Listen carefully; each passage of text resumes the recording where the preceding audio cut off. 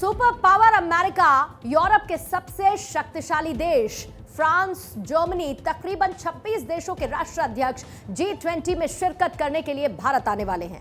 भारत की तरफ से 140 करोड़ भारतीयों का प्रतिनिधित्व करेंगे हमारे प्रधानमंत्री नरेंद्र मोदी। दिल्ली इस समय सज चुकी है, बस इंतजार है दुनिया के सबसे बड़े आयोजन का। ये आयोजन कितना भव्य और दिव्य है और कैसी है इसकी तैयारियां, ये भी आपको बताएंगे। हमारे पड़ोसी क्यों परेशान हैं, उन्हें क्यों दर्द हो रहा है, आयोजन भारत में हो रहा है और चैन चीन का उड़ गया है। अमेरिकी राष्ट्रपति जो बाइडेन ने चीनी राष्ट्रपति शी जिनपिंग के ना आने पर निराशा व्यक्त की है। लेकिन भारत के इस आयोजन को देखकर के ब्राजील के क्यों हाथ पांव अभी से फूल गए। दरअसल अगली G20 समिट ब्राजील में होनी है और भारत में G20 के भव्य आयोजन ने ब्राजील के लिए नया चैलेंज पेश कर दिया है।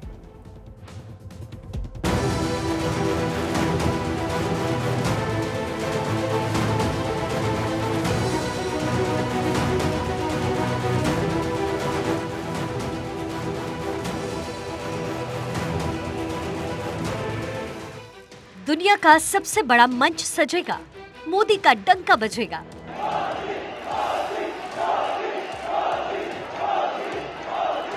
मोदी के दिल के करीब G20 है 140 करोड़ लोगों की उम्मीद। मोदी का मास्टर प्लान G20 से लंबी उड़ान। G20 होगा सफल, मोदी होंगे और प्रबल। प्रधानमंत्री मोदी का कहना है कि G20 मेरे दिल के बहुत करीब है, ये भारत के लिए बहुत खास है, इसलिए तो G20 की तैयारियों पर पीएम की बारीकी से नजर है। देश की प्रगति मैदान दुल्हन की तरह सज चुका है। प्रधानमंत्री मोदी ने खुद ही पूजा करके उस भव्य स्थान का उद्घाटन किया है। प्रगति मैदान के भारत मंडपम की रोशनी की चकाचौंध ऐसी दिख रही है मानो बहुत बड़े यज्ञ से पहले दिव्य रोशनी प्रकट हो गई हो। पूरी दिल्ली G20 के रंग में रंगी है, क्योंकि दुनिया के सबसे शक्तिशाली लोगों का दिल्ली में जमावड़ा जो लगना है। अमेरिकी राष्ट्रपति जो बाइडेन G20 के लिए दिल्ली पहुंचेंगे। ब्रिटेन के पीएम ऋषि सुनक G20 में भाग लेने दिल्ली आएंगे। फ्रांस के राष्ट्रपति इमैनुअल मैक्रो G20 के भव्य आयोजन का हिस्सा बनेंगे। प्रधानमंत्री मोदी को बॉस कहने वाले ऑस्ट्रेलिया के पीएम एंटनी एल्बनीज भी G20 की शान बढ़ाएंगे।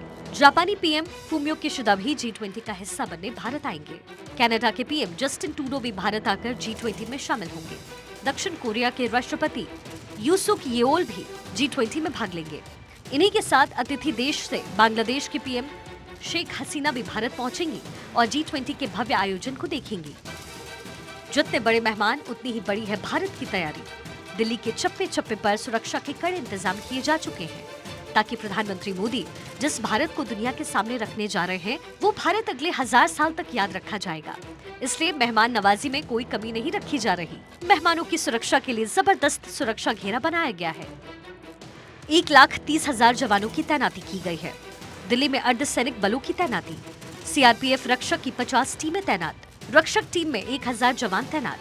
वीआईपी सुरक्षा का हिस्सा रह चुके जवान तैनात। एसपीजी, एनएसजी में काम कर चुके जवान तैनात। राष्ट्राध्यक्षों के काफिलों में तैनात रहेंगे जवान। इन्हीं जवानों पर दिल्ली के आईजीआई एयरपोर्ट और गाजियाबाद के हिंडन एयरबेस से लेकर G20 समिट तक मेहमानों को लाने की जिम्मेदारी रहेगी। राष्ट्राध्यक्षों के लिए 300 बुलेट प्रूफ गाड़ियां भी तैयार है। दिल्ली में एआई कैमरे विदेशी मेहमानों की सुरक्षा करेंगे। G20 समिट के लिए ऊंची बिल्डिंग्स पर स्नाइपर्स तैनात होंगे। सिर्फ जमीन ही नहीं, आसमान पर भी भारत की वायुसेना मोर्चा संभाले है। G20 सिर्फ एक आयोजन नहीं है, ये विकासशील भारत की नई पहचान है। इसलिए आसमान पर भारत के विमान की गर्जना सुनाई देगी। वायुसेना ने भी चप्पे चप्पे पर नजर रखी है। जब दुनिया के बाहुबली भारत के प्रगति मैदान में भारत की प्रगति के साक्षी बन रहे होंगे, तब वायुसेना की चप्पे चप्पे पर नजर होगी। 9 से 10 सितंबर को लड़ाकू विमान और एयर डिफेंस सिस्टम आसमान की रखवाली कर रहे होंगे। दिल्ली के आसमान की सुरक्षा के लिए राफेल फाइटर जेट उड़ान भरेंगे। दिल्ली के आसमान की सुरक्षा के लिए मिराज 2000 विमान भी उड़ान भरेंगे। दिल्ली के आसपास के आसमान की निगरानी करेंगे। Airborne early warning and control system, Delhi पर हवाई हमला ना हो इसलिए एयर डिफेंस सिस्टम लगाए जाएंगे। रूस से खरीदे गए S-400 को भी निगरानी और सुरक्षा के लिए तैनात किया जाएगा। S-400 600 किलोमीटर तक की निगरानी कर सकता है। दिल्ली के आसपास NRSAM तैनात होगा। इसकी रेंज 70 किलोमीटर है। ये लड़ाकू विमान से लेकर मिसाइल तक हर खतरे से निपट सकता है। दिल्ली की सुरक्षा के लिए आकाश एयर डिफेंस सिस्टम तैनात किया जाएगा। आकाश एयर डिफेंस सिस्टम की रेंज 25 किलोमीटर है। ड्रोन से पैदा होने वाले खतरे के लिए एंटी ड्रोन सिस्टम तैनात किए जाएंगे। इसके साथ ही एंटी एयरक्राफ्ट गन्स भी तैनात किए जाएंगे। इसके अलावा वायुसेना की टीमें भी तैयार रहेगी। Hindon, Ambala, Bareilly airbase alert mode पर, लड़ाकू विमानों को भी अलर्ट पर रखा गया है। G20 सिर्फ एक मीटिंग नहीं है, ये भारत के भविष्य का ट्रेलर है। ये विकसित भारत की नींव है। न्यूज एजेंसी पीटीआई को दिए इंटरव्यू में प्रधानमंत्री मोदी ने G20 को दिल के सबसे करीब बताया। अब भारत को कोई नहीं रोक सकता।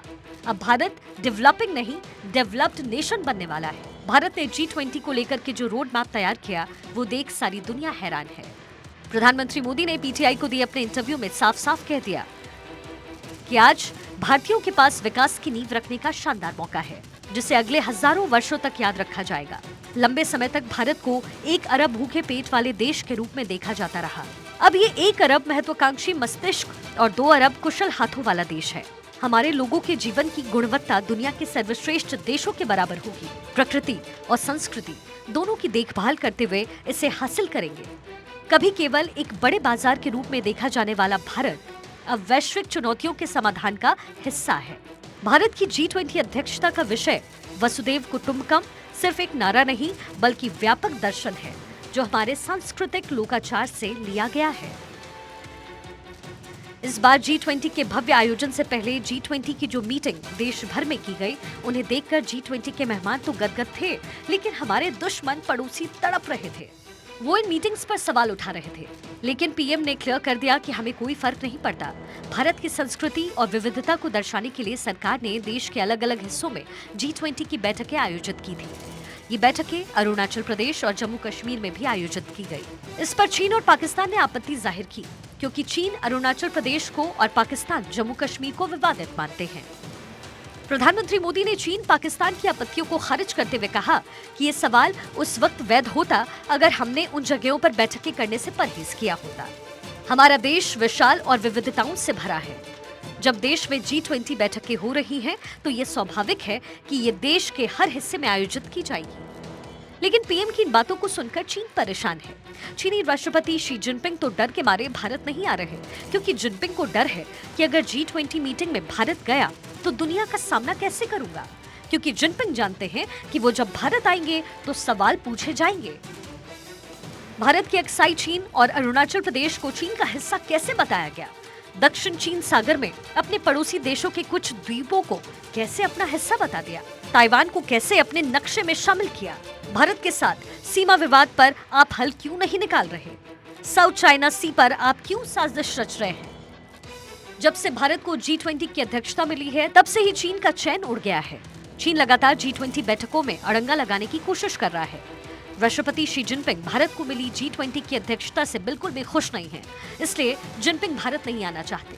भारत में G20 की बैठक में अमेरिका, ब्रिटेन, जर्मनी जैसे विकसित देश आ रहे हैं, लेकिन चीन नहीं, क्योंकि चीन को भारत के विकसित होने से डर लग रहा है। यही कारण था कि चीन ने तो G20 में दिए भारत के नारे पर भी सवाल उठाए, लेकिन पीएम ने उसका भी जवाब देकर चीन को चारों खाने चित कर दिया। दरअसल चीन ने कहा था कि G20 पर लिखा नारा संस्कृत में है और यूएन संस्कृत को मान्यता नहीं देता, इसलिए भारत को वसुदेव कुटुंबकम को हटाने की जरूरत है। लेकिन पीएम ने कहा कि भारत की G20 अध्यक्षता का विषय वसुदेव कुटुंबकम सिर्फ एक नारा नहीं, बल्कि देश के सांस्कृतिक लोकाचार से निकला एक व्यापक दर्शन है। शायद इससे बड़ा चीन को कोई और जवाब नहीं दिया जा सकता, इसलिए तो चीन परेशान, हताश और निराश हो चुका है। अमेरिकी राष्ट्रपति जो बाइडेन ने भी चीनी राष्ट्रपति के G20 में शामिल न होने पर सवाल उठाया है। दरअसल बाइडेन चाहते थे कि शी जिनपिंग आए और उन्हें सारी दुनिया के सामने एक्सपोज किया जाए। For this disaster here? The answer is I hope you attend. Will you be going to Florida, sir? Will you going to Florida?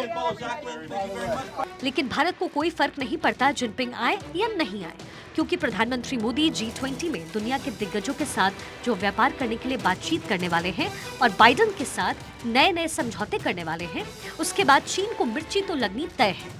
क्योंकि पीएम मोदी ने 2047 में भारत को विकसित देश बनाने का टारगेट सेट कर लिया है, और प्रधानमंत्री जब टारगेट सेट कर लेते हैं तो फिर उसे करके ही दम लेते हैं।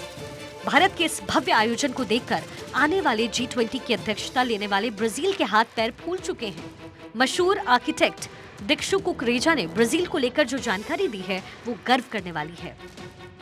कुकरेजा ने कहा है कि मैसूर में थिंक 20 की मीटिंग थी। ब्राजील के डेलीगेट्स मेरे पास आए, अगली समिट ब्राजील में होनी है। वो कहने लगे कि भारत ने जिस तरह मेजबानी की है, हमारे तो हाथ पैर फूल रहे हैं। समझ नहीं आ रहा कि कैसे इसका मुकाबला कर पाएंगे। प्रधानमंत्री मोदी और G20 के लिए सजे भारत मंडपम की डिजाइन को लेकर भी उन्होंने कहा कि सारी दुनिया से आए डेलीगेट्स भारत मंडपम को देखकर झूम उठेंगे। इसके कण कण में भारत की खुशबू है।